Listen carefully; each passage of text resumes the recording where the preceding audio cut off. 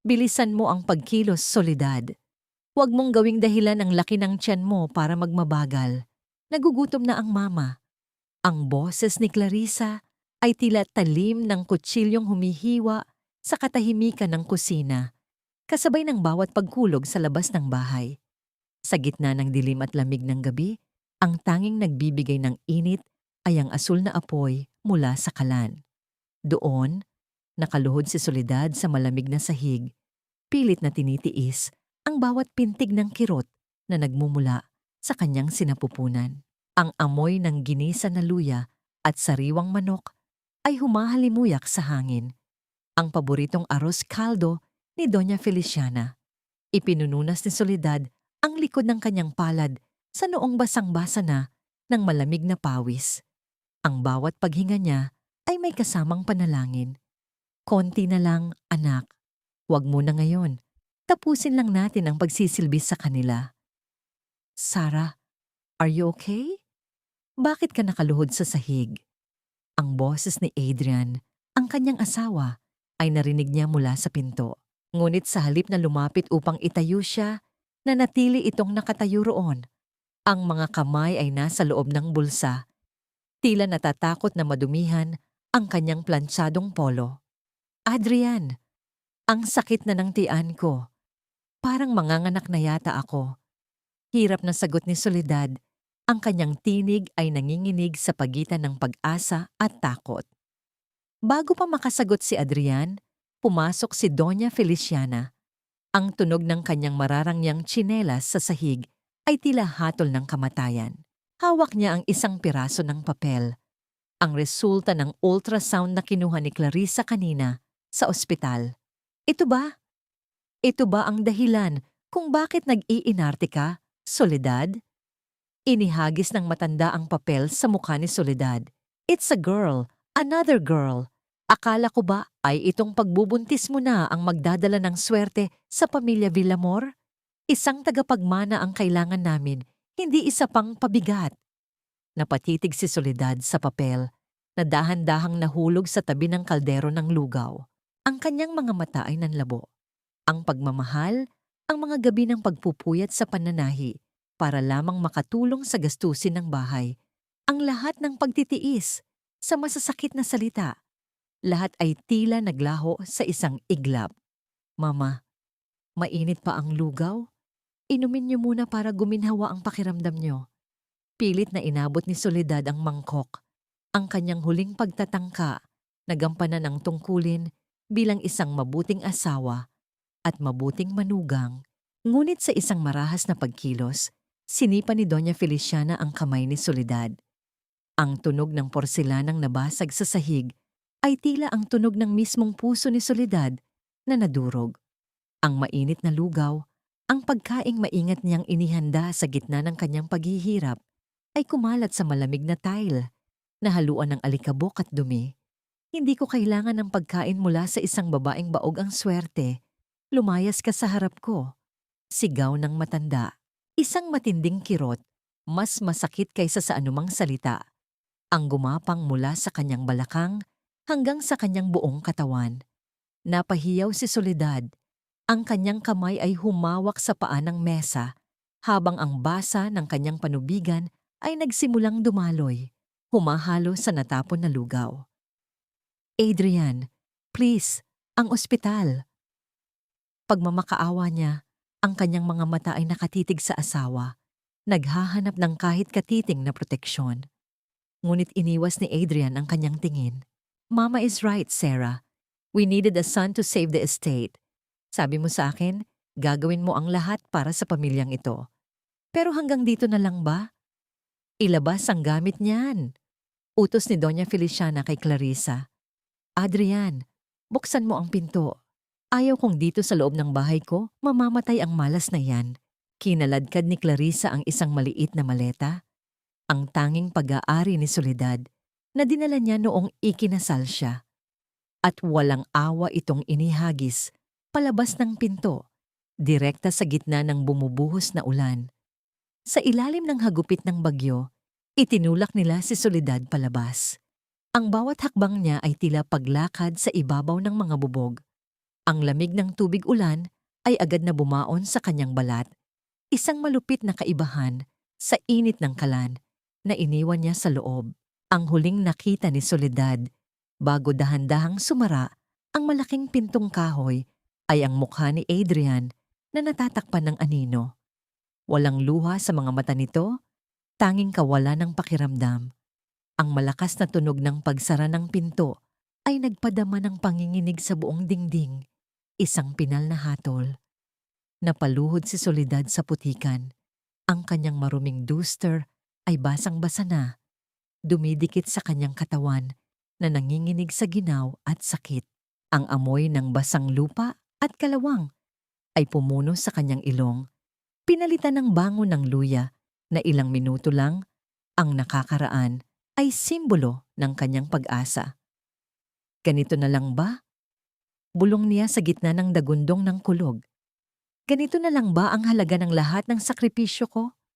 Isang matinding kurot sa kanyang tiyan ang nagpasinghap sa kanya sa gitna ng dilim.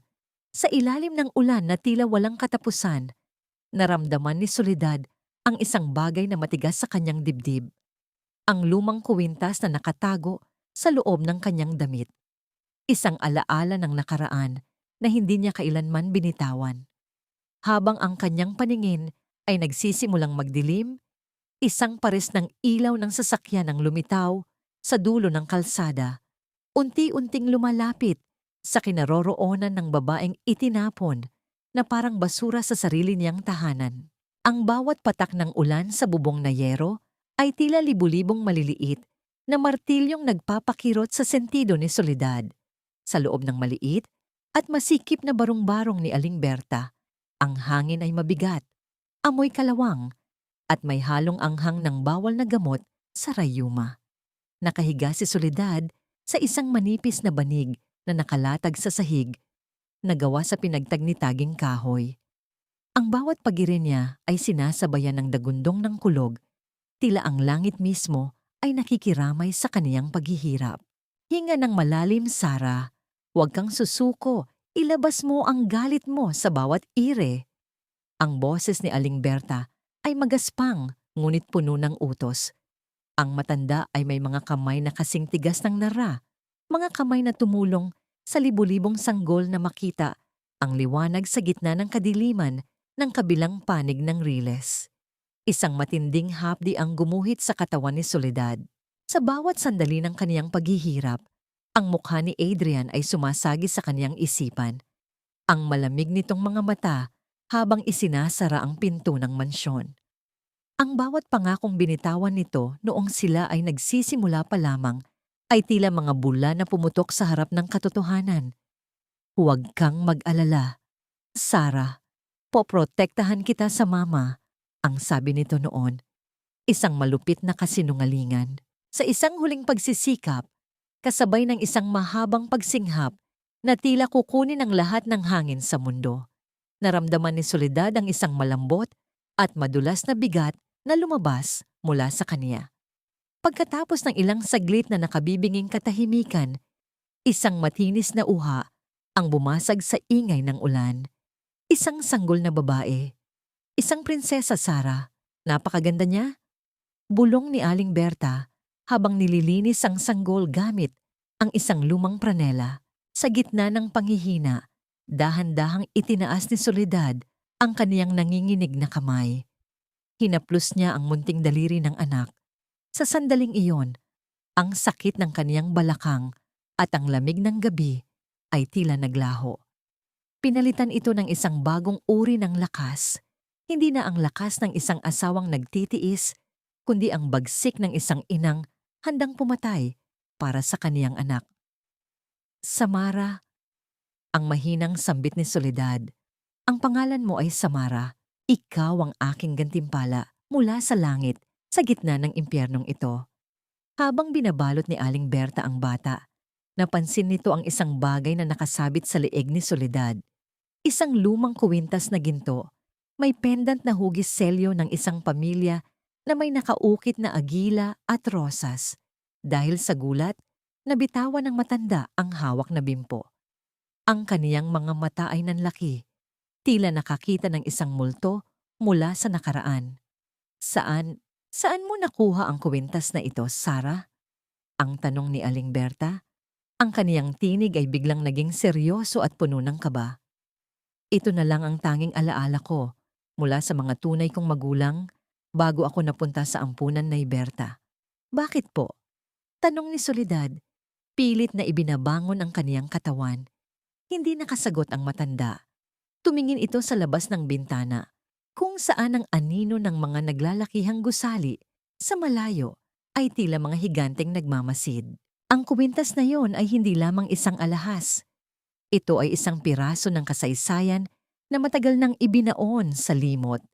Isang kasaysayan ng dugong bughaw at mga lihim na kayang magpabagsak ng isang imperyo.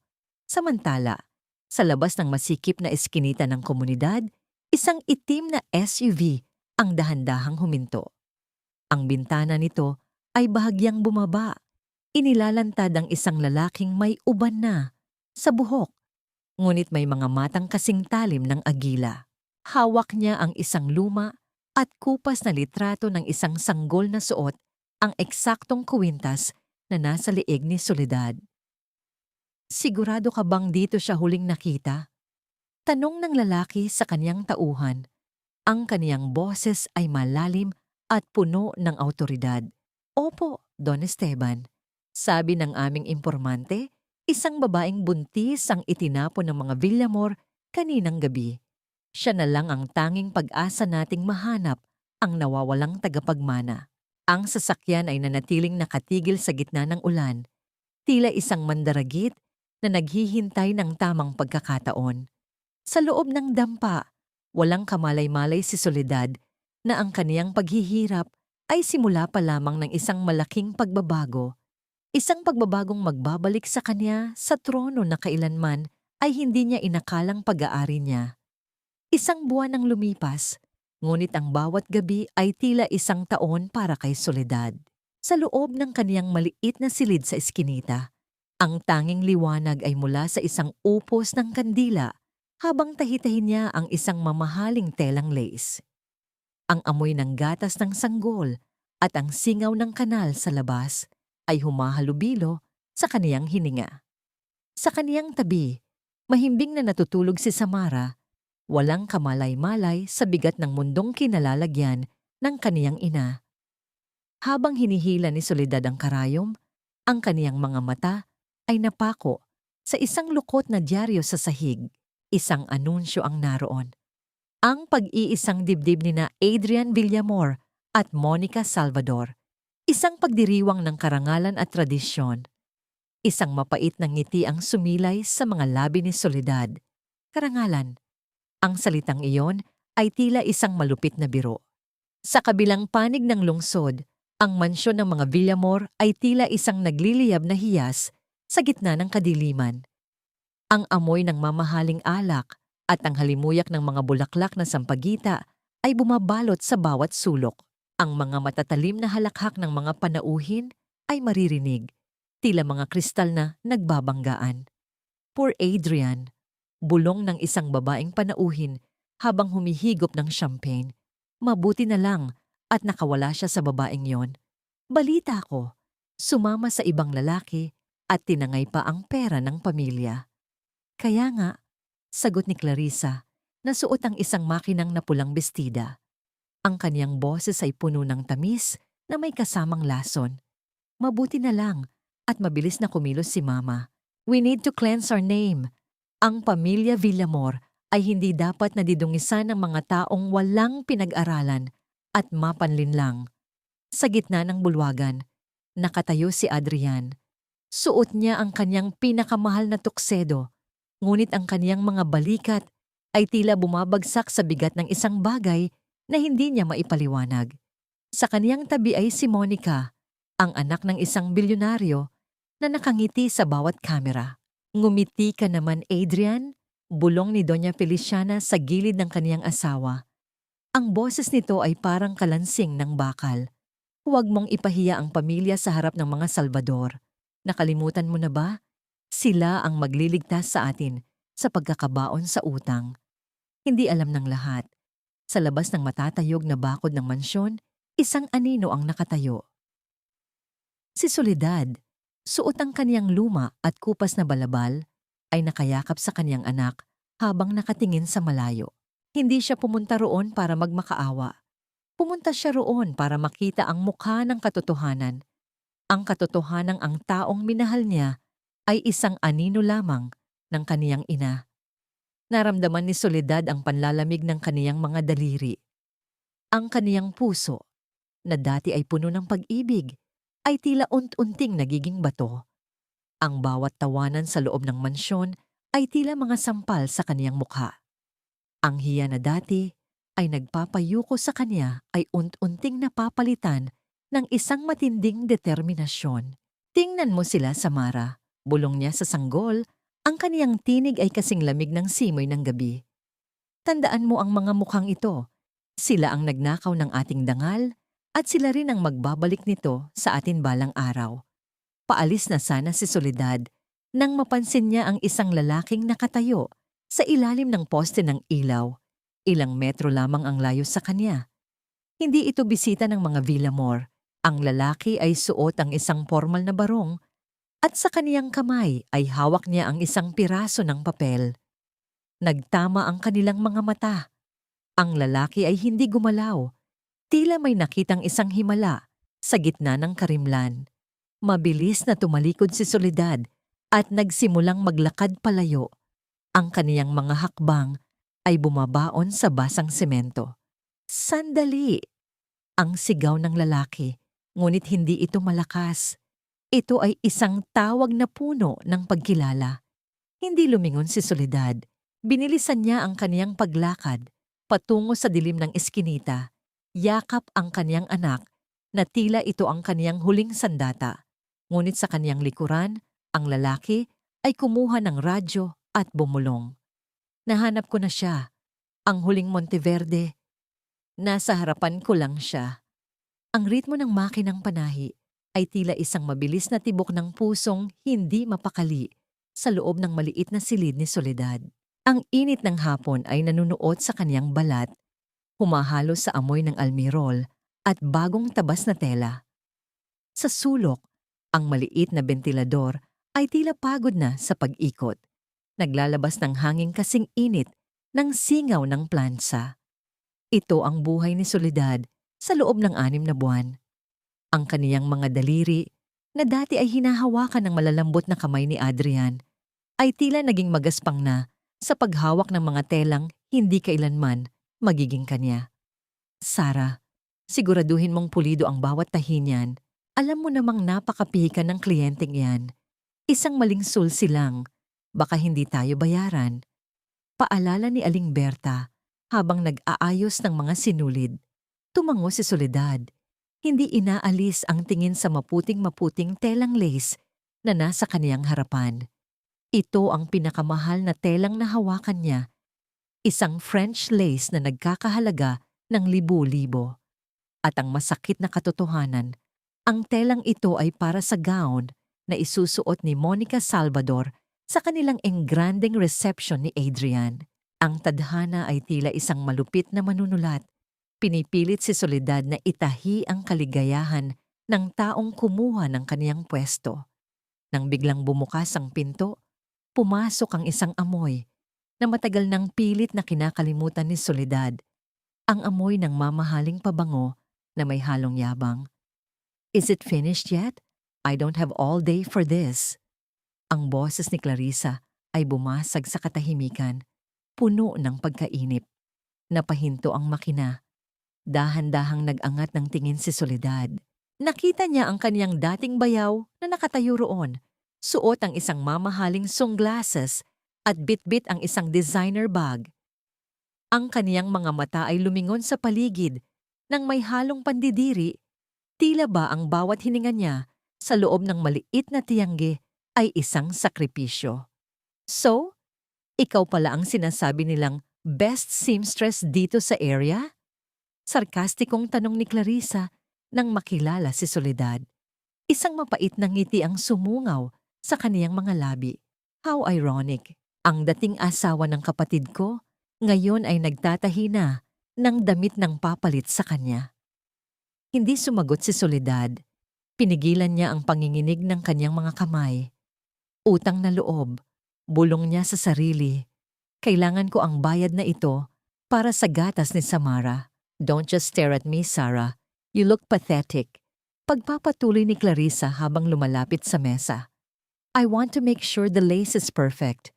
Monica deserves the best. Hindi tulad mo na parang basahan lang ang kayang isuot. Sa sobrang panggigigil at sa bilis ng kanyang paghinga, hindi napansin ni Soledad ang posisyon ng kanyang mga daliri. Sa isang mabilis na pagkilos ng karayom ng makina, naramdaman niya ang isang matalim at mainit na tusok. Isang patak ng pulang-pulang dugo ang bumagsak sa maputing lace. Ang dugo ay dahan-dahang kumalat sa mamahaling tela, tila isang mantsa na hinding-hindi na mabubura. Ang bawat hibla ng lace ay tila humigop sa sakit at pagdurusa ni Soledad. You idiot! Look what you did! Sigaw ni Clarissa. Ang kaniyang boses ay tila isang sirena sa loob ng maliit na silid. Do you have any idea how much that fabric costs? Sisirain mo ba ang araw ni Monica dahil sa katangahan mo? Sa gitna ng sigawan, isang munting uha ang narinig mula sa likod ng tabing. Nagising si Samara. Bago pa man makakilos si Soledad, mabilis na hinawi ni Clarissa ang kurtina. Doon, nakita niya ang sanggol na nakahiga sa isang basket. Ngunit hindi ang bata ang nakakuha ng kanyang atensyon, kundi ang kumikinang na bagay na nakasabit sa leeg nito. Dahil sa kuryosidad, marahas na hinablot ni Clarissa ang kuwintas mula sa sanggol. Nagpumiglas ang bata, ang kaniyang maliliit na kamay ay pilit na inaabot ang alahas. Wait, this crest? Bulong ni Clarissa. Ang kaniyang mukha ay biglang namutla. I know this. This is the seal of the Monteverdes. Where did you get this, Sarah? Nagnakaw ka ba? Agad na tumayo si Soledad at pilit na kinuha ang kwintas. Ibalik mo sa akin yan. Akin yan. Sa'yo? Isang labandera at mananahi. May-ari ng ganito? Tawa ni Clarissa, ngunit ang kanyang mga mata ay puno ng takot. Impossible. This belongs to the family that owns half of Mindanao. What are you playing at, Sarah? Sa labas ng pinto, isang anino ang mabilis na gumalaw. Ang lalaking kanina pa, nagmamasid sa kalsada, ay dahan-dahang pumasok. Ang kaniyang presensya ay tila nagpatahimik sa buong paligid. Ibinabalik mo ang kuwintas na iyan sa kanya o sisiguraduhin kung ito ang huling araw na makakalakad ka sa mga kalsadang ito? Ang boses ni Don Esteban ay gumaon sa loob ng silid, malamig at puno ng awtoridad. Nabitawan ni Clarissa ang kuwintas. Ang tunog ng ginto habang tumatama ito sa sahig ay tila isang hudyat ng pagsisimula ng isang digmaan. Ang katahimikan sa loob ng maliit na patahian ay naging mabigat. Tila ba ang hangin ay tumigil sa pagdaloy. Si Clarissa, na kanina lang ay parang reyna kung mag-utos, ay nanginginig na ngayon habang nakatingin sa lalaking nasa pinto. Hindi kailangang magsalita ng marami ni Don Esteban. Ang kaniyang tindig at ang aura ng kapangyarihan na kaniyang dala ay sapat na upang paliitin ang mundo ng sino mang humaharang sa kaniyang dadaan. Umalis ka? Ngayon din. Ang utos ni Don Esteban, ang tinig ay hindi malakas, ngunit tila isang kulog na nagbababadya ng unos. Hindi na nagdalawang isip si Clarissa. Sa kaniyang pagmamadali ay muntik pa siyang madapa sa tumpok ng mga basahan, iniwan ng mamahaling lase na may mantsa na ng dugo.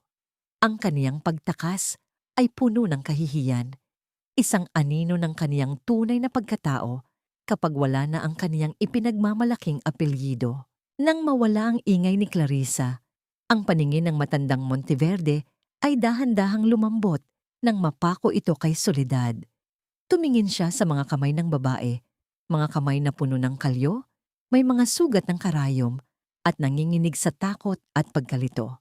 Solita, ang mahinang sambit ng matanda, ang kaniyang boses ay nabasag sa gitna ng 30 taon ng pangungulila. Hindi nakagalaw si Soledad. Ang kaniyang puso ay tila isang ibon na nagpupumiglas sa loob ng kaniyang dibdib. Solita, Walang sino man ang tumawag sa kanya sa ganoong pangalan. Sa kaniyang isip, siya ay si Sarah, ang ulilang lumaki sa ampunan, ang asawang itinapon, ang mananahi sa eskinita. Dahan-dahang lumapit si Don Esteban. Sa kabila ng kaniyang mamahaling kasuotan, hindi siya nag-atubiling lumuhod sa maruming sahig ng patahian. Ang kaniyang mga tuhod ay tumama sa malamig na semento, malapit sa paanan ni Soledad na nakasuot lamang ng lumang tsinelas. Hinawakan niya ang mga kamay ng babae. Ang kaniyang mga daliri ay humahaplos sa mga sugat na dulot ng pagtatrabaho. Patawarin mo ako, anak. Patawarin mo ako dahil hinayaan kitang magdusa sa lugar na ito.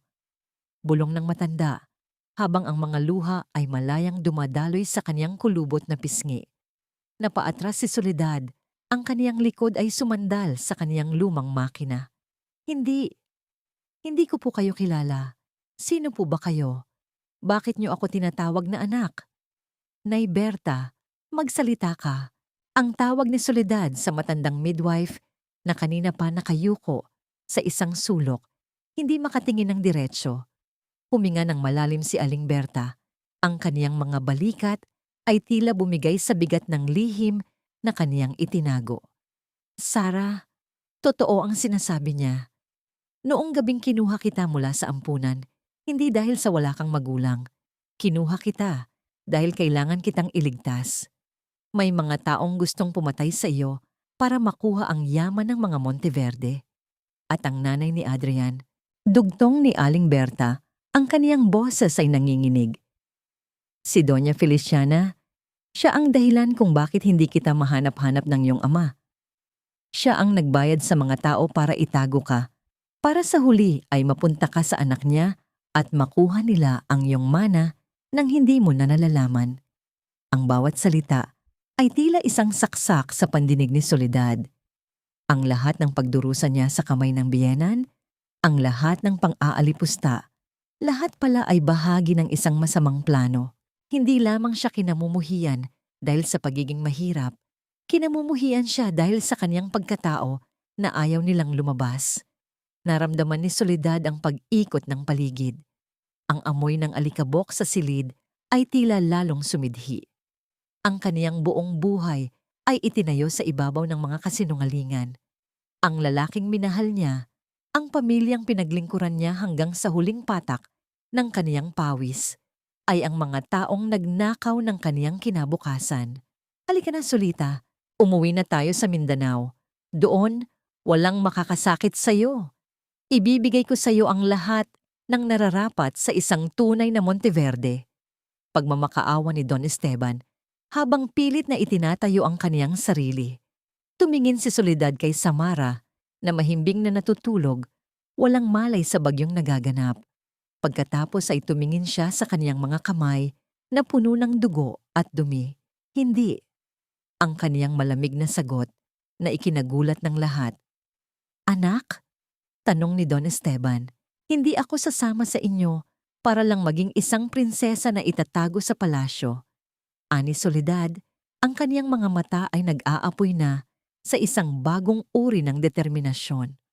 Ang hiya ay tuluyan ng naglaho, pinalitan ng isang matinding puot.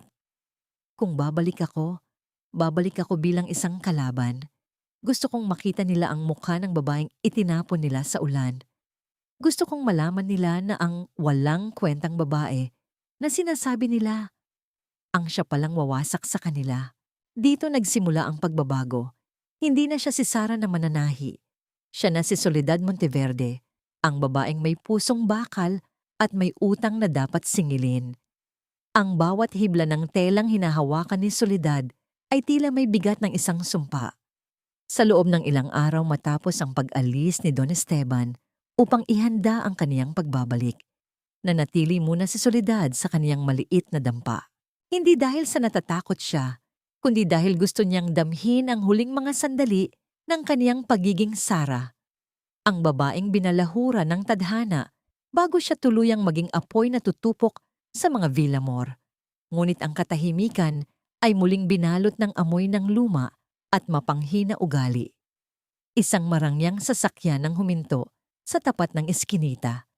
At mula rito ay bumaba si Doña Feliciana. Ang kaniyang mukha ay balot ng belo. Tila ba ayaw niyang malanghap ang hangin ng mga dukha, ngunit ang kaniyang mga mata ay nag-aapoy sa galit at inggit. Pumasok siya sa patahian ng walang katok. Ang kaniyang mga hakbang ay nagpadama ng panginginig sa marupok na sahig. So, totoo nga ang balita. Simula ng matanda, ang kaniyang boses ay parang kalawang na kumakain sa bakal.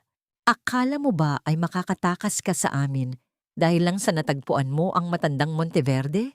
Hiya, huwag mong kalilimutan kung sino ang nagpakain sa'yo noong wala kang matirhan. Tumayo ng tuwid si Soledad. Hindi siya yumuko. Hindi siya umiwas ng tingin. Ang pagkaing ibinigay niyo ay hinaluan niyo ng lason ng pang-aalipusta, Doña Feliciana.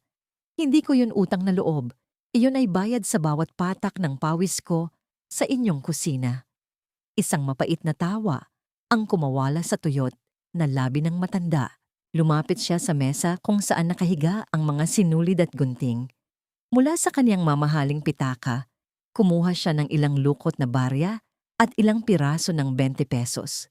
Sa isang marahas na pagkilos, isinabog niya ang mga barya sa ibabaw ng mesa. Ang tunog ng mga metal na tumatama sa kahoy ay tila mga tuyong buto na nagkakalitukan sa katahimikan. Iyan, ani Doña Feliciana, ang kaniyang ngiti ay puno ng kamandag. Bayad iyan sa pag-aalaga mo sa apo ko sa loob ng 6 na buwan.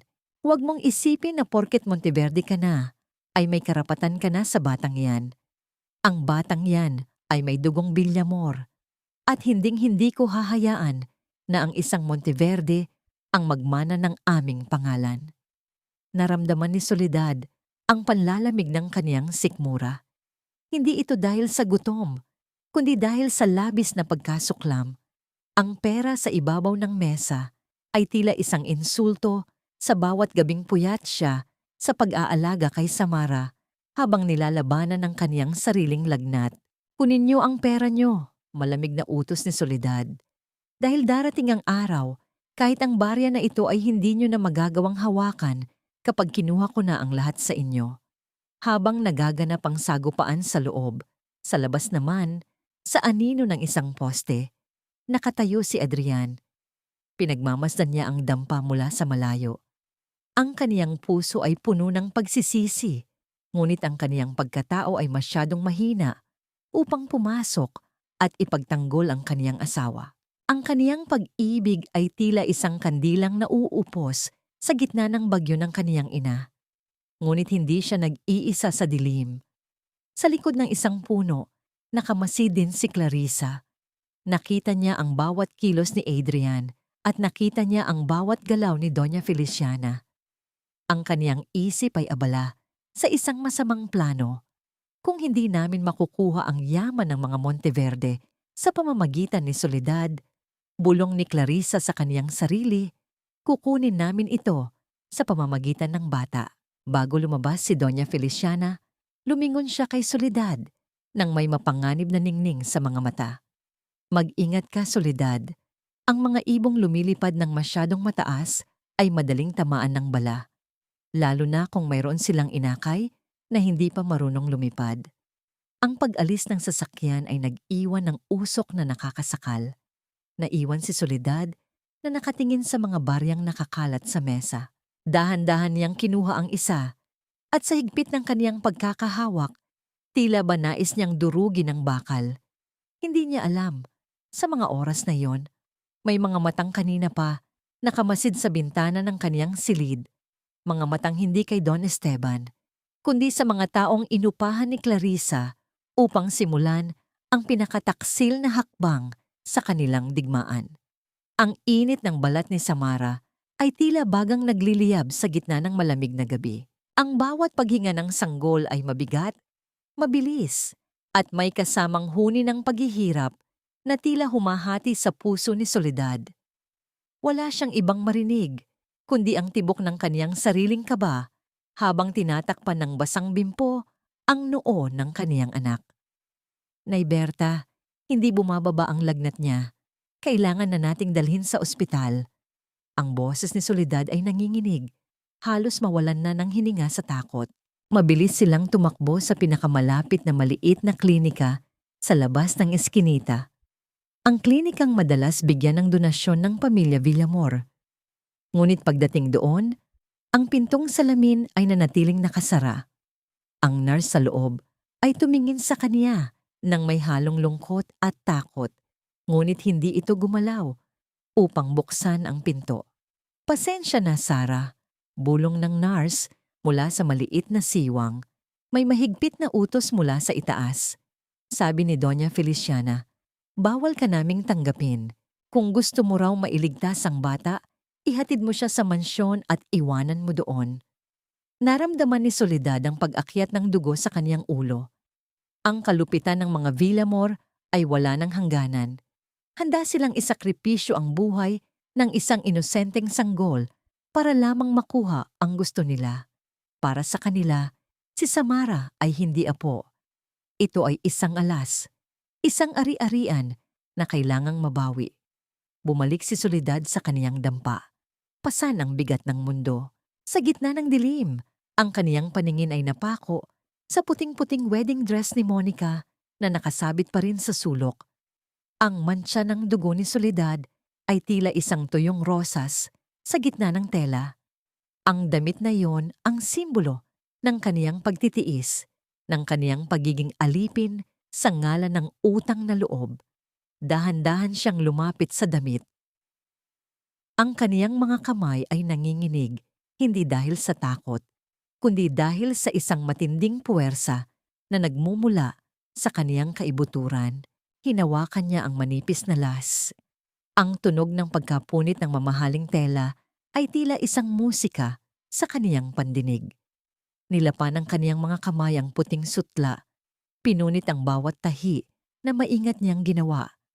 Ang bawat hibla na bumabagsak sa sahig ay tila isang kadena na napuputol mula sa kaniyang kaluluwa. "Wala na ang Sarah na kilala niyo," bulong niya, habang ang mga piraso ng tela ay nagkalat sa kaniyang paanan na parang mga talulot ng patay na bulaklak. Wala nang magtitiis, wala nang luluha. Sa labas, ang tunog ng isang marangyang sasakyan ay muling narinig. Hindi ito ang sasakyan ni Doña Feliciana. Ito ang itim na sasakyan ni Don Esteban. Lumabas si Soledad. Dala si Samara na nakabalot sa isang lumang kumot. Sa ilalim ng poste ng ilaw, nakatayo si Adrian. Nakita niya ang kaniyang asawa, nakita niya ang pagkasira ng kaniyang buhay sa mga mata nito. "Sarah, I'm sorry. I tried to talk to Mama pero..." Ang boses ni Adrian ay puno ng kahinaan. Ang kaniyang mga salita ay tila mga tuyong dahon na tinatangay ng hangin. Hindi siya pinansin ni Soledad. Nilagpasan niya si Adrian na tila ba ito ay isang hangin lamang. Dire-diretso siyang naglakad patungo sa sasakyan ni Don Esteban. Ang matanda ay naghihintay sa kanya. Ang pintuan ay nakabukas na parang isang pasukan patungo sa isang bagong mundo. Bago pumasok, lumingon si Soledad sa kaniyang asawa. Ang kaniyang mga mata ay wala ng bahid ng galit. Tanging isang nakabibinging kawalan ng pakiramdam. "Adrian, look at your hands," sabi ni Soledad sa Taglish. "Malinis ang mga iyan, pero ang bawat daliri mo ay may bahid ng dugo ng anak mo. Don't ever look for us again, because the next time we meet, I will be the one closing the door on you." Pumasok si Soledad sa sasakyan. Ang lamig ng aircon sa loob ay tila yumakap sa kaniyang nagbabagang galit. Tumingin siya kay Don Esteban. Ang kaniyang mukha ay kasing tigas ng marmol. "Ituro niyo sa akin, Papa." Ang kaniyang tinig ay malamig at matalim. "Ituro niyo sa akin kung paano maging isang Monteverde. Ituro niyo sa akin kung paano bawiin ang lahat. At kung paano sila pababagsakin nang walang ititirang kahit isang pirasong dangal." Habang umaandar ang sasakyan palayo sa eskinita, ang huling nakita ni Soledad sa side mirror ay ang kaniyang dampa na unti-unting naglalaho sa dilim, kasama ang lahat ng kaniyang kahinaan. Ang hangin sa Mindanao ay hindi katulad ng nakakasuffocate na usok ng Maynila. Dito, Ang bawat hininga ni Soledad ay may kasamang amoy ng pine trees, basang lupa, at ang matamis na halimuyak ng mga ligaw na orkidya. Ngunit sa likod ng kagandahang ito, ang mansyon ng mga Monteverde ay tila isang malaking kuta, malamig, tahimik, at puno ng mga aninong nagmamasid sa bawat kaniyang galaw. Nakatayo si Soledad sa harap ng isang dambuhalang salamin na may balangkas na ginto. Ang babaeng nakatingin sa kanya ay hindi na ang Sara na may buhok na laging nakatali, ng madali at may damit na laging amoy, pinitpit na luya.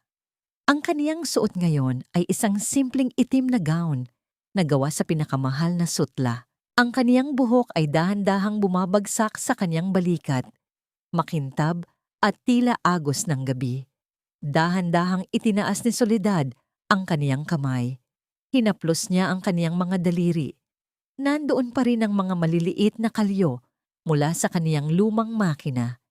Nandoon pa rin ang pilat ng karayom mula sa gabi ng pagtatraidor ni na Clarissa. "Don't hide them, Solita." Ang boses ni Don Esteban ay maririnig mula sa pinto. Ang mga kalyong iyan, ang katibayan na mas matibay ang iyong loob kaysa sa sino mang ipinanganak na may gintong kutsara sa bibig. Humarap si Soledad sa kaniyang ama. Ang kaniyang mukha ay wala ng bahid ng emosyon, tila isang telang maayos na naplansya. "Hindi ko po itatago ang mga ito, Papa. Gagamitin ko ang mga kamay na ito para tahiin ang sarili nilang bitag." Lumapit ang matanda at iniabot sa kanya ang isang makapal na folder. "This is the Villamores' financial portfolio. Tulad ng inaasahan, they are drowning in debt. Ang tanging nagpapanatili sa kanila, sa ibabaw, ay ang pangalan ni Monica Salvador. Pero kahit ang mga Salvador ay nagsisimula na ring magduda." Binuklat ni Soledad ang mga papel. Ang kaniyang mga mata ay mabilis na naglakbay sa mga numero at mga ari-arian. Sa loob ng 6 na buwang paninirahan sa dampa, hindi lamang pananahi ang natutunan niya. Natutunan niyang magmatyag, maghintay, at maghanap ng butas sa bawat tahi. "Gusto kong simulan sa kanilang textile supply chain," ani Soledad sa Taglish. "They rely on the southern mills for their materials. If we acquire that company, we control their oxygen." Ngumiti si Don Esteban, isang ngiting puno ng pagmamalaki, ngunit may kasamang pangamba. "Are you sure you want to do this, anak? You could just stay here, live in peace with Samara. You don't have to go back to that mud." Tumingin si Soledad sa kuna kung saan mahimbing na natutulog ang kaniyang anak. Ang bawat mahinahong paghinga ng bata ay isang paalala ng gabi sa ilalim ng ulan. "Peace is a luxury I cannot afford until I take back my dignity, Papa," sagot ni Soledad. "Ang putik na sinasabi niyo, doon ako nanggaling at doon ko rin sila lulunurin." Isang gabi, habang nag-aaral si Soledad sa library, isang matandang kasambahay ang lumapit sa kanya. May dala itong isang maliit na kahon na kahoy. Ang amoy ng luma at alikabok ay agad na bumalot sa paligid nang buksan ito. "Ito po ang mga gamit ng inyong ina, senyorita," bulong ng kasambahay. Sa loob ng kahon ay may isang diary. Nang buksan ito ni Soledad, isang tuyong talulot ng rosas ang nahulog. Ngunit hindi ang diary ang nakakuha ng kaniyang pansin. Sa ilalim ng mga papel ay may isang liham na hindi pa nabubuksan. May selyo ng pamilya Villamor. Isang liham na may petsang 30 taon na ang nakalilipas. Ang kaniyang mga kamay ay nanginginig habang binabasa ang unang linya. Ang katotohanan tungkol sa kaniyang pagkawala ay mas malalim at mas madilim kaysa sa inakala niya. Hindi lamang ito tungkol sa pera. Ito ay tungkol sa isang lihim na pilit na ibinaon ni Doña Feliciana sa loob ng 3 dekada. Isang lihim na kung mabubunyag ay hindi lamang sisira sa pamilya Villamor, kundi pati na rin sa reputasyon ng mga Monteverde. Ang bulwagan ng Manila Hotel ay tila isang dagat ng ginto at kristal sa ilalim ng mga dambuhalang chandelier. Ang bango ng mga sariwang liryo ay humahalubilo sa amoy ng pinakamahal na alak, isang halimuyak na sapat na upang makalimutan ng sino man ang dumi ng kalsada. Ngunit para kay Doña Feliciana, ang kintab ng paligid ay tila mga salaming nagpapakita ng kaniyang sariling pagkabulok. Ayusin mo ang tayo mo, Adrian. Bulong ng matanda, habang pilit na itinataas ang kaniyang baba. Ang kaniyang gown ay gawa sa mamahaling pelos, ngunit ito ay hiram lamang mula sa isang kaibigang hindi pa nakakaalam ng kanilang pagkakabaon sa utang. Ang kaniyang mga alahas ay tila mabigat na tanikala sa kaniyang leeg. Pilit na itinatago ang katotohanang ang kanilang mga bank account ay kasing tuyo na ng lupang hindi nadidilig. Nagwisik siya ng labis na pabango, isang matapang na amoy ng rosas na ang tanging layunin ay takpan ang alingasaw ng desperasyon at ang amoy ng napanis na pag-asa. Mama, I heard the Monteverdes are looking for a local partner for their textile expansion. Sabi ni Clarissa, ang kaniyang mga mata ay tila sa isang gutom na lawin habang nagmamasid sa mga negosyante. If we get this deal, Monica's family won't back out of the merger. This is our only chance. Nakatayo si Adrian sa isang sulok, hawak ang isang baso ng whiskey. Ang kaniyang mga mata ay walang buhay, tila isang anino na naliligaw sa liwanag. Mula nang umalis si Soledad, ang bawat sulok ng kanilang mansyon ay tila bumubulong ng kaniyang pangalan. Bawat patak ng ulan ay nagpapaalala sa kanya ng kaniyang sariling kaduwagan. Attention everyone! Ang boses ng Master of Ceremonies ay gumaon sa buong bulwagan, dahilan upang huminto ang bawat bulungan at ang kalansing ng mga kubyertos. Tonight, we are honored to witness a historic moment for the Monteverde Group. After 30 years, the long-lost heiress of the South has returned. Let us all welcome the Vice President of Monteverde Textiles and the daughter of Don Esteban, Miss Soledad Monteverde. Ang katahimikan sa bulwagan ay naging nakabibingi. Ang bawat mata ay napako sa tuktok ng grand staircase. Doon, sa ilalim ng pinakamaliwanag na ilaw, lumitaw ang isang babae. Suot niya ang isang barong-inspired gown na gawa sa pinong-pinong habi ng Mindanao silk, kulay asul, na tila ang kalaliman ng karagatan. Ang kaniyang tindig ay kasing tuwid ng isang reyna, at sa kaniyang leeg ay kumikinang ang kwintas na naging sanhi ng kaniyang pagpapatapon. Ang selyo ng mga Monteverde. Nabitawan ni Adrian ang kaniyang baso. Ang tunog ng pagbasag ng kristal sa sahig ay tila isang pagsabog sa gitna ng katahimikan. Ang alak ay tumalsik sa kaniyang sapatos, ngunit hindi niya ito napansin. Ang tanging nakikita niya ay ang babaeng dati ay nakaluhod sa kaniyang kusina. Ang babaeng itinapon nila sa gitna ng bagyo. Si Soledad ay dahan-dahang bumaba sa hagdan. Ang kaniyang bawat hakbang ay may kasamang awtoridad. Ang kaniyang mga mata ay hindi kumukurap. Nang makarating siya sa gitna ng bulwagan, ang kaniyang paningin ay direktang tumama kay Doña Feliciana. Ang matanda ay napakapit sa braso ni Clarissa. Ang kaniyang mukha ay nawalan ng kulay, tila isang bangkay na binihisan ng maganda. Ang kaniyang labi ay nanginig, pilit na bumubuo ng salita, ngunit walang boses na lumalabas. A good evening everyone. Ani Soledad. Ang kaniyang boses ay malinaw, malamig, at may tamang timpla ng talim. Thank you for coming. I am Soledad Monteverde, and tonight, I am not just here to celebrate my return. I am here to settle some long overdue accounts. Tumingin si Soledad kay Adrian, isang tingin na puno ng awa, ngunit walang bahid ng pag-ibig.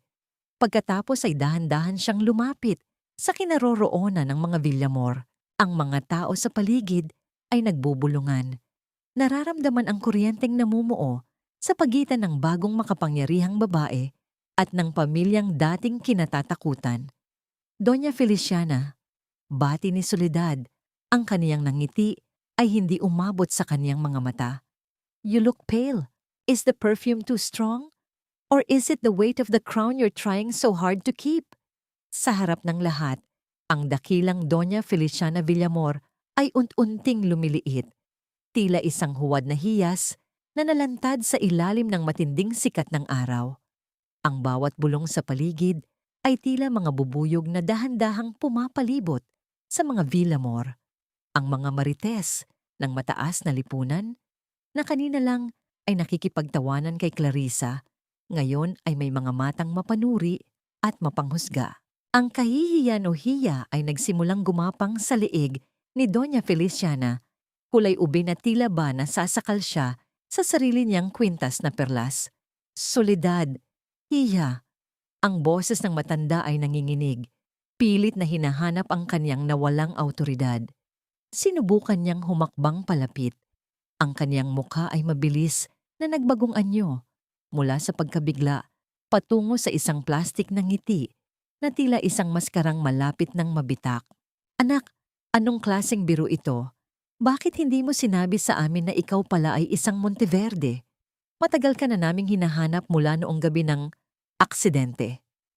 Isang mahinang tawa ang kumawala sa mga labi ni Soledad, isang tunog na mas matalim pa kaysa sa anumang sigaw. Dahan-dahan niyang inalis ang kaniyang puting guwantes, inilalantad ang kaniyang mga kamay. Bagaman malinis at maayos ang kuko, ang mga pilat ng karayom ay tila mga ukit ng katotohanan na hindi kayang takpan ng anumang hiyas. Aksidente? Tanong ni Soledad sa Taglish.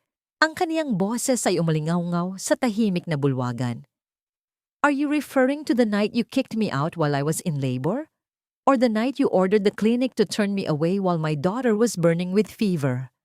Ang bawat salita ay tila isang malakas na sampal na nagpalingon sa lahat ng panauhin. Ang mga Salvador, ang pamilya ni Monica, ay nagsimulang mag-usap ng mabilis. Ang kanilang mga mukha ay puno ng pandidiri. Sarah, please, let's talk somewhere private. Singit ni Adrian. Sinubukan niyang hawakan ang braso ni Soledad. Ang kaniyang mga mata ay puno ng desperasyon at isang uri ng pag-ibig na huli na para tawaging tapat. Mabilis na umatras si Soledad. Ang kaniyang pagkilos ay puno ng dignidad. Don't touch me, Adrian.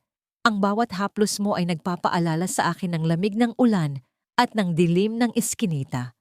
You had your chance to be a man, but you chose to be a shadow of your mother. How dare you?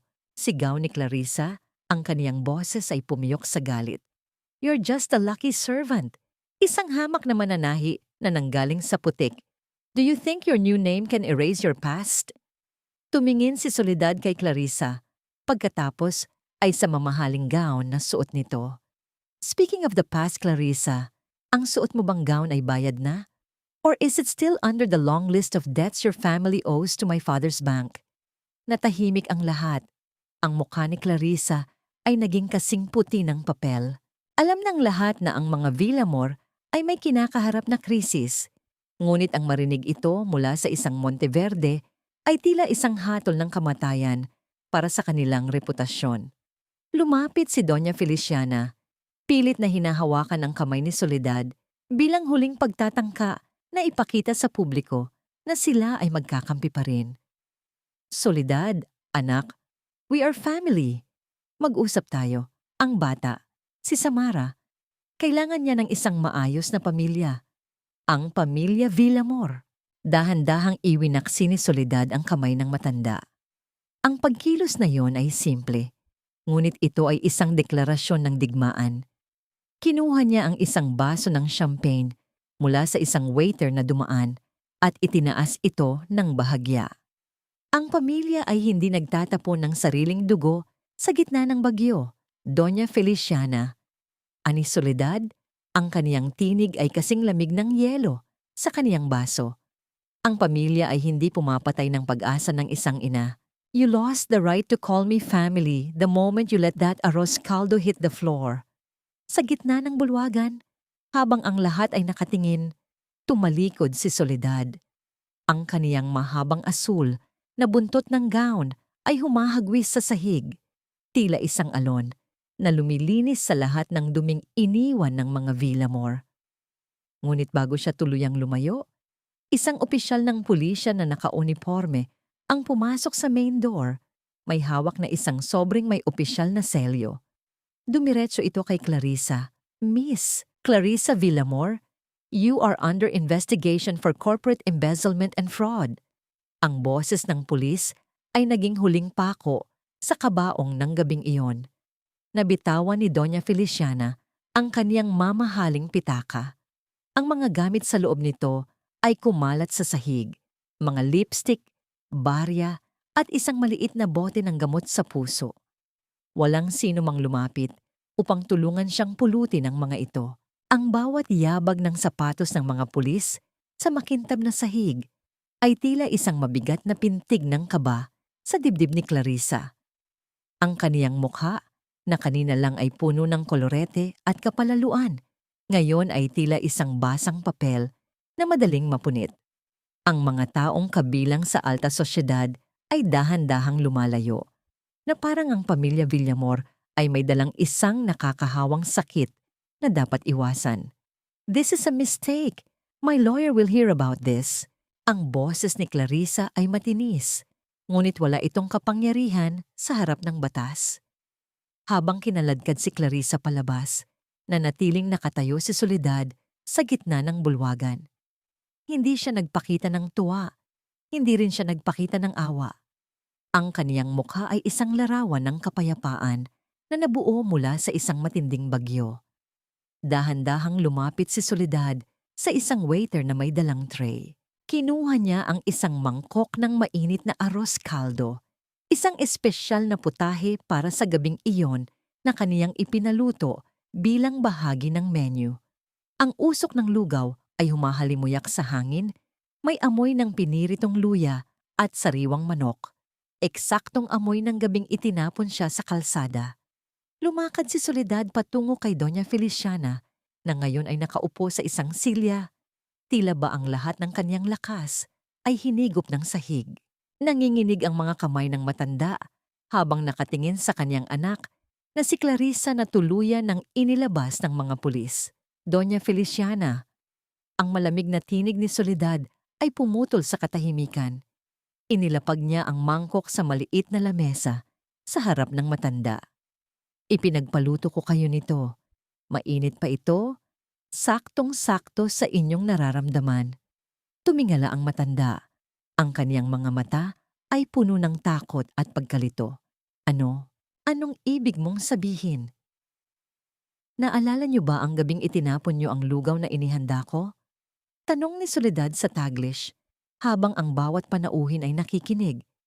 Sabi niyo noon, hindi niyo kailangan ng pagkain mula sa isang malas na babaeng tulad ko. You said our family has no room for useless people.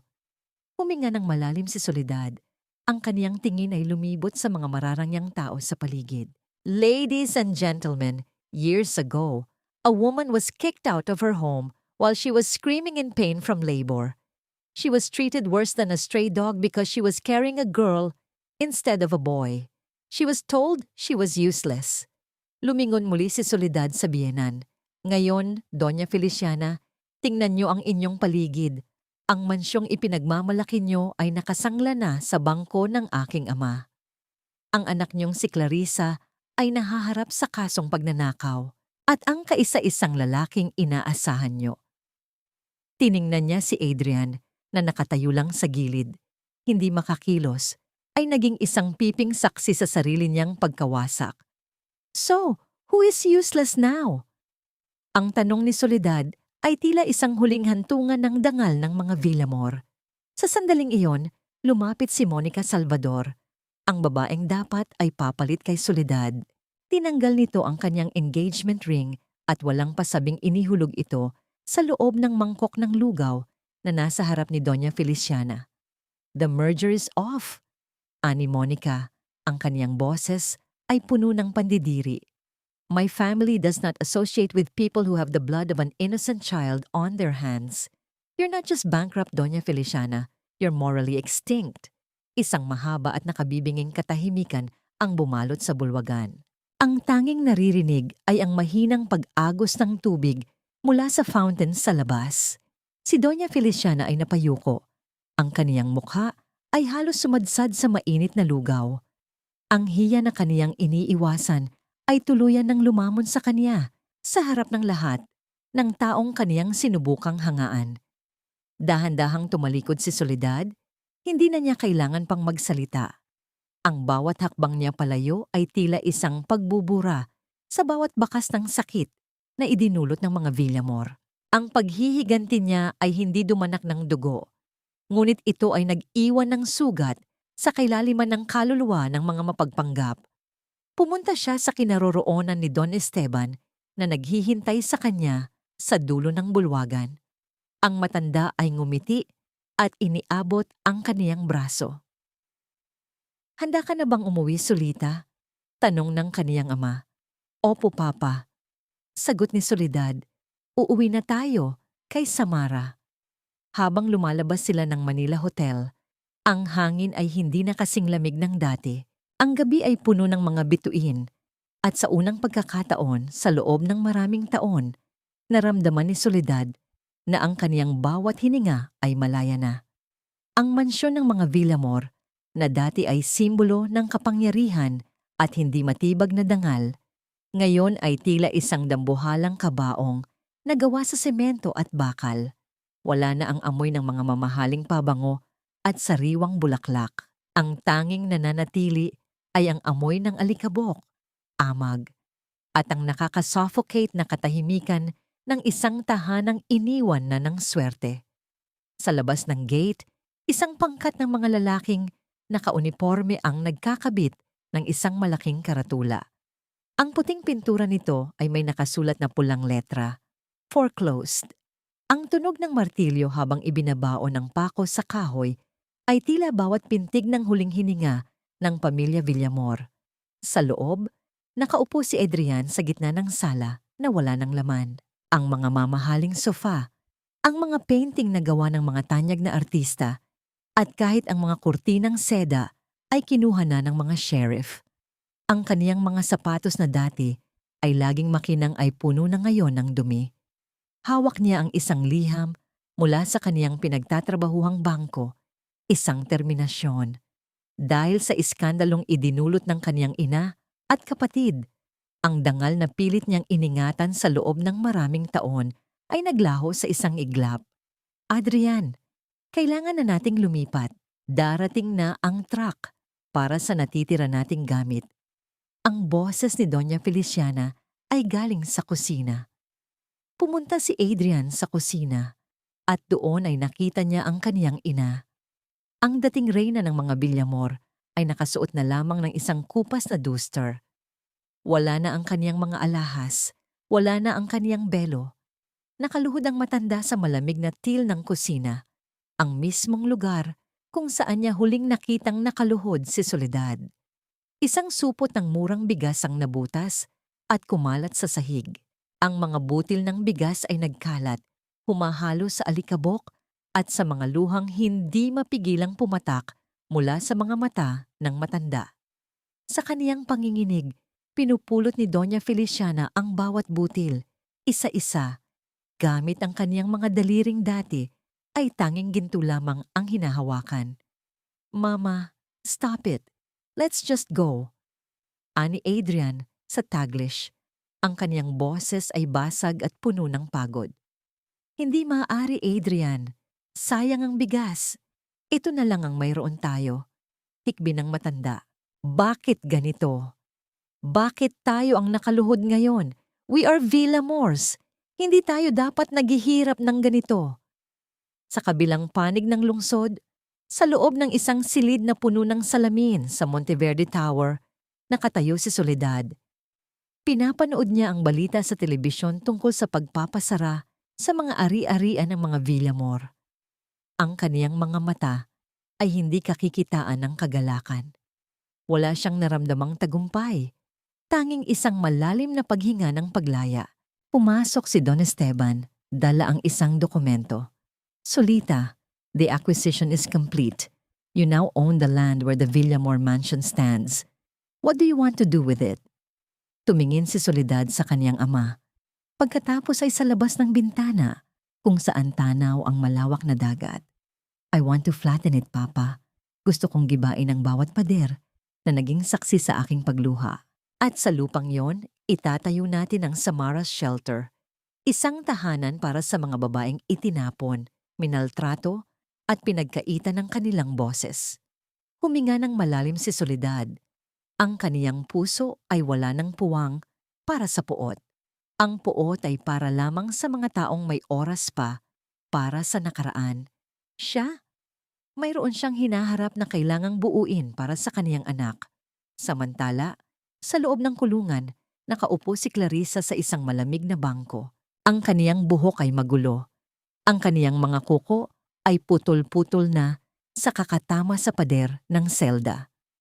Ang kaniyang tanging kasama ay ang amoy ng chlorine at ang tunog ng pag-ingit ng bakal na pinto sa tuwing may dumadaang gwardya. Walang bumibisita sa kaniya. Walang tumatawag. Ang lahat ng kaniyang kaibigan sa mundo ng mga mayayaman ay tila naglaho na parang bula. Doon niya naramdaman ang tunay na kahulugan ng hiya. Hindi ang kahihiyang dulot ng kahirapan, kundi ang kahihiyang dulot ng pagiging isang taong walang kahit isang kaluluwang nagmamahal. Ang imperyong itinayo sa kasinungalingan ay tuluyan ng gumuho. At sa pagguho nito, tanging ang mga taong may tunay na paninindigan ang nananatiling nakatayo. Ang simoy ng dagat sa Roxas Boulevard ay may dalang amoy ng asin at kalawang, isang pamilyar na halimuyak na tila humahalo sa mga alaala ng luhang na tuyo na sa mga pisngi ni Soledad. Nakatayo siya sa gilid ng dalampasigan, suot ang isang puting linen na damit na malayang winawagayway ng hangin. Sa kaniyang likuran, nakaparada ang isang itim na sasakyan kung saan sa loob ay ligtas na naghihintay si Samara kasama ang isang yaya. Dahan-dahang huminto ang isang luma at umuusok na taxi sa kabilang panig ng kalsada. Mula rito ay bumaba si Adrian. Ang kaniyang polo ay may mantsa ng pawis, ang kaniyang buhok ay magulo, at ang kaniyang mga mata ay tila mga uling na nawalan na ng ningas. Nang makita niya si Soledad, bumagal ang kaniyang paglakad. Ang bawat hakbang niya sa semento ay tila paghatak sa isang mabigat na kadena ng pagsisisi. Dumating ka. Ang boses ni Adrian ay paos. Halos lunurin ang tunog ng mga alon na humahampas sa mga bato. Hindi lumingon si Soledad. Nanatili ang kanyang paningin sa abot-tanaw, kung saan ang araw ay dahan-dahang lumulubog, nag-iiwan ng kulay kahel at lila sa langit. Sinabi mo sa sulat mo na kailangan nating mag-usap tungkol sa ating anak. Narito ako para tapusin ang ilusyong yan. Sarah, please. Ang pagtawag ni Adrian sa lumang pangalan ni Soledad ay tila isang gasgas na plaka. Alam kong nagkamali ako. Alam kong naging mahina ako. Pero anak ko rin si Samara. May karapatan din akong maging ama. Let's start over. For the sake of the baby. Isang mapait na katahimikan ang namayani sa pagitan nila. Ang tanging naririnig ay ang sipol ng hangin sa mga puno ng niyog. Dahan-dahang humarap si Soledad. Ang kaniyang mga mata ay hindi nag-aapoy sa galit. Sa halip, ang mga ito ay kasing linaw at kasing lamig ng kristal. Karapatan. Tanong ni Soledad sa Taglish. Ang kaniyang boses ay kalmado, ngunit bawat salita ay may bigat. You talk about rights now? Where were those rights nung nakaluhod ako sa kusina niyo habang humihingi ng tulong? Where was your fatherly instinct nung pinapanood mong itapon kami ng mama mo sa gitna ng bagyo? Natakot lang ako, Sarah. Kailangan kong protektahan ang dangal ng pamilya. Depensa ni Adrian. Ang kaniyang tinig ay nanginginig sa kahihiyan. Dangal? Muling tanong ni Soledad. Ang dangal ay hindi itinatayo sa ibabaw ng bangkay ng pagmamahal ng asawa mo. Ang ama ay hindi lamang nagbibigay ng binhi, Adrian. Ang ama ay pader na humaharang sa ulan para hindi mabasa ang anak niya. You didn't just fail as a husband. You died as a father even before Samara was born. Kinuha ni Soledad ang isang asul na folder mula sa kaniyang bag. Iniabot niya ito kay Adrian. Ang tunog ng papel na hinihipan ng hangin ay tila pagaspas ng pakpak ng isang ibong nais nang lumipad palayo. These are the annulment papers. I've already signed them. Wala akong hinihinging kahit isang sentimo mula sa inyo dahil alam nating dalawa na wala na kayong maibibigay. Ani Soledad. Ang hinihingi ko lang ay ang iyong pirma. Ang pirma na magpapalaya sa akin mula sa sumpa ng pagiging isang bilyamor. Nanginginig na kinuha ni Adrian ang pluma. Ang bawat pagpisil niya sa panulat ay tila pagtanggap sa kanyang huling pagkatalo. Sa ilalim ng nag-aagaw na dilim at liwanag, isinulat niya ang kaniyang pangalan. Ang tunog ng dulo ng ballpen sa papel ay tila isang huling buntong hininga ng kanilang namatay na relasyon. Maaari ko ba siyang makita? Kahit sa malayo lang? Pagmamakaawa ni Adrian, ang kaniyang mga mata ay nakatingin sa sasakyan kung saan naroon ang bata. Tumango si Soledad, isang huling pagpapakita ng awa na hindi para sa lalaki, kundi para sa kaniyang sariling konsensya. Ibinaba ng yaya ang bintana ng sasakyan ng bahagya. Nakita ni Adrian ang munting mukha ni Samara. Ang mga mata nito nakasingtalim ng sa mga Monteverde. Ang kaniyang kutis na hindi na kailanman madadapuan ng dumi ng eskinita. Ngunit bago pa man makahahakbang si Adrian, muling itinaas ang bintana. Ang tunog ng makinang nagsasara ay tila isang pinal na harang. That's enough, malamig na sabi ni Soledad. She will grow up knowing she has a grandfather who loves her and a mother who fought for her. You will remain a nameless shadow in her story. Dahan-dahang hinubad ni Soledad ang kaniyang lumang singsing sa kasal. Isang manipis na ginto na matagal na niyang hindi na isuot, ngunit palaging daladala. Lumakad siya sa gilid ng seawall. Sa isang mabilis na pagkilos, binitawan niya ang singsing. Walang malakas na tunog nang tumama ito sa tubig.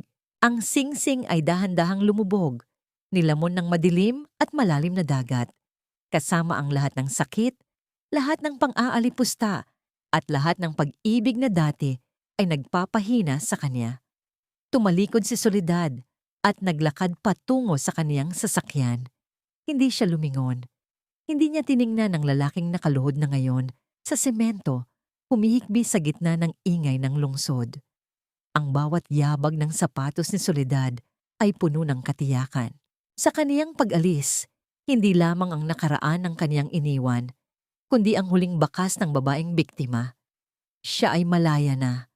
Ang sikat ng araw sa umagang yon ay tila may dalang kakaibang ginto na yumayakap sa bagong pinturang gusali. Amoy ng sariwang semento, bagong tabas na damo, at ang malinis na samyo ng pag-asa ang bumabalot sa paligid. Sa mismong lupang kinatatayuan noon ng mansyong naging saksi sa kanyang pagdurusa, ngayon ay nakatindig ang isang kuta ng kalinga, ang Samara's Light. Nakatayo si Soledad sa harap ng malaking pintuan, pinapanood ang mga manggagawa na naglalagay ng huling ukit sa marker ng gusali. Wala na ang mga matatayog na pader na nagkukulong ng mga lihim. Pinalitan ito ng malalawak na bintanang salamin na nagpapapasok ng liwanag sa bawat sulok. Senyorita Soledad, narito na po ang unang pangkat ng mga kababaihan mula sa komunidad. Bulong ng kaniyang sekretarya. Tumango si Soledad at pumasok sa loob. Tumuloy siya sa isang malawak na silid na puno ng mga makabagong makinang panahi. Doon, isang batang babae ang nakaupo.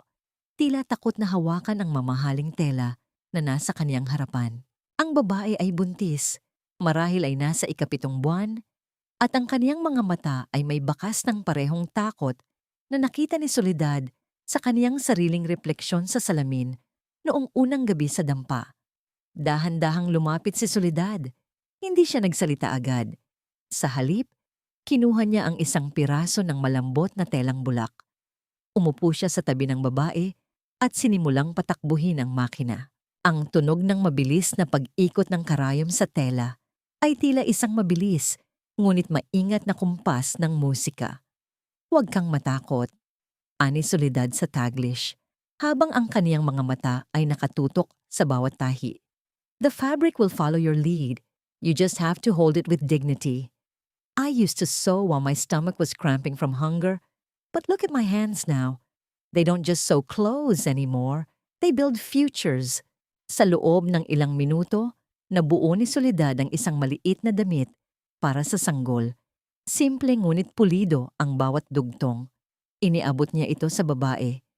Naramdaman ng babae ang init ng bagong tahing tela sa kaniyang palad at ang kaniyang mga mata ay unti-unting napuno ng luha.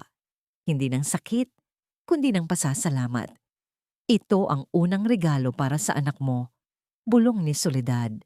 Dito sa Samaras Light, hindi ka lang tuturuang manahi. Tuturuan ka naming tumayo sa sarili mong mga paa para wala nang sino mang makakapagtapon sa iyo sa ulan. Lumabas si Soledad sa silid at doon ay nakita niya ang kanyang ama, si Don Esteban, na naghihintay sa dulo ng pasilyo. Ang matanda ay tila mas lalong tumanda sa loob ng ilang buwan, ngunit ang kaniyang mga mata ay nagniningning sa pagmamalaki. May hawak siyang isang maliit na pelus na kahon. "Solita, my daughter." Ang boses ng matanda ay puno ng emosyon. "You've done more than just take back what is ours. You've turned your pain into a sanctuary for others. This is the true meaning of a Monteverde." Binuksan ni Don Esteban ang kahon. Doon ay nakalagak ang gintong selyo ng pamilya. Isang singsing na may nakaukit na agila at rosas, ang simbolo ng kanilang kapangyarihan at kasaysayan. Mula sa araw na ito, ikaw na ang opisyal na tagapagmana at pinuno ng lahat ng ating negosyo. Deklarasyon ng matanda habang dahan-dahang isinusuot ang singsing sa daliri ni Soledad. Ang iyong mga kamay na dati ay binalot ng dumi at dugo. Ngayon ay hahawak na sa kapalaran ng ating buong angkan. Naramdaman ni Soledad ang lamig at bigat ng ginto sa kaniyang daliri. Hindi ito ang bigat ng isang tanikala, kundi ang bigat ng isang responsibilidad. Tumingin siya sa labas ng bintana at nakita niya si Samara na karga ng yaya sa hardin. Naglalaro sa ilalim ng init ng araw. Naisip ni Soledad ang pamilya Villamor. Marahil sa mga sandaling ito, nakaluhod pa rin sila sa dumi ng kanilang sariling pagkakamali. Ngunit para sa kanya, wala na silang puwang kahit sa kaniyang mga panaginip. Ang vanguards ng kanyang bagong kaharian ay hindi mga pader ng semento, kundi ang bawat babaeng kaniyang tinutulungan na mahanap ang kanilang sariling lakas. Ang hapon sa Mindanao ay tila isang dambuhalang canvas na pininturahan ng ginto, kahel at malambot na rosas. Ang amoy ng mga namumukadkad na waling-waling ay humahalimuyak sa hangin, humahalo sa sariwang samyo ng bagong dilig na damo. Sa malawak na beranda ng mansyong Monteverde, nakaupo si Soledad, hawak ang isang tasa ng mainit na tsaa. Ang usok nito ay dahan-dahang sumasayaw sa hangin, tila mga alaala ng nakaraang unti nang naglalaho. Pinapanood niya si Samara na ngayon ay marunong nang tumakbo. Ang bata ay suot ang isang simpleng puting bestida. Ang kaniyang buhok ay hinahawi ng banayad na simoy ng hangin habang hinahabol niya ang isang makulay na paru-paro sa hardin. Ang bawat halakhak ng kaisa-isang anak ni Soledad ay tila isang awit ng tagumpay na mas matamis kaysa sa anumang yaman o titulo. Isang kasambahay ang lumapit ng may dalang isang maliit na pilak na tray. Naroon ang isang liham na may selyo mula sa Maynila. Hindi ito mula sa mga Villamor. Ang pamilyang yon ay tila tuluyan ng nilamon ng anino ng kanilang sariling kahihiyan. Ang liham ay mula kay Monica Salvador. Dahan-dahan itong binuksan ni Soledad. Ang tunog ng papel na nabubuksan ay tila isang huling buntong hininga ng nakaraan. "Dear Soledad," simula ng liham sa Taglish. "I heard about Samara's Light and the work you're doing for women. I wanted to thank you.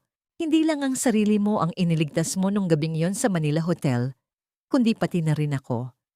Because of your courage, I walked away from a family of monsters before they could destroy me too. I am now building my own life, free from the shadow of alliances and greed. You're not just a Monteverde, Soledad. You are a queen of your own making." Isang banayad na ngiti ang sumilay sa mga labi ni Soledad. Tinupi niya ang liham at ipinatong ito sa mesa. Tumingin siya sa kaniyang refleksyon sa bintanang salamin. Ang babaeng nakatingin sa kanya ay wala ng bakas ng takot o pag-aalinlangan. Ang kaniyang mga mata ay may lalim na nabuo mula sa mga gabi ng pagluha at may ningning na nagmula sa apoy ng kaniyang determinasyon. Dahan-dahang hinaplos ni Soledad ang gintong selyo sa kaniyang daliri. Naalala niya ang tanong niya sa sarili noong gabing itinapon siya sa ulan. Ganito na lang ba ang halaga ko? Ngayon, alam na niya ang sagot. Ang halaga ng isang babae ay hindi nasusukat sa apelidong kaniyang dala, sa lalaking kaniyang pinaglilingkuran, o sa yaman ng kaniyang pinagmulan. Ang tunay na korona ay hindi gawa sa ginto o brilyante, kundi sa tibay ng kaniyang paninindigan at sa lalim ng kaniyang kakayahang magpatawad. Hindi para sa mga nagkasala, kundi para sa sariling katahimikan. Tumayo si Soledad at lumakad patungo sa hardin. Naramdaman niya ang malambot na damo sa kaniyang paanan, ang init ng huling sinag ng araw sa kaniyang balat. Tumigil siya sa tapat ng isang maliit na puno ng nara na siya mismo ang nagtanim noong kaniyang pagbabalik. Ang puno ay matatag, may malalim na ugat, at handang humarap sa anumang bagyo. "Mama!" Tawag ni Samara habang tumatakbo patungo sa kanya. Niyakap ni Soledad ang kaniyang anak ng mahigpit. Amoy sanggol pa rin ito. Amoy ng bagong pag-asa. Sa sandaling iyon, naramdaman ni Soledad ang isang uri ng kapayapaan na hindi kayang bilhin ng anumang salapi. Ito ang healing na matagal na niyang hinahanap. Ang pagtanggap na ang bawat sugat ay naging bahagi ng kaniyang lakas. Ang gabi ay dahan-dahang dumarating, ngunit hindi na ito ang dilim na kaniyang kinatatakutan. Ang mga bituin ay nagsisimulang lumitaw, mga maliliit na liwanag sa gitna ng kawalan. Tulad ng mga bituing yon, si Soledad ay natutong magningning sa sarili niyang paraan, sa sarili niyang panahon. Wala na ang mananahi na itinapon sa ulan. Narito na ang babaeng naghari sa sarili niyang tadhana. Sapagkat sa dulo ng lahat, ang tunay na dugong bughaw ay hindi dumadaloy sa mga ugat. Ito ay nakaukit sa dangal ng isang kaluluwang tumangging mawasak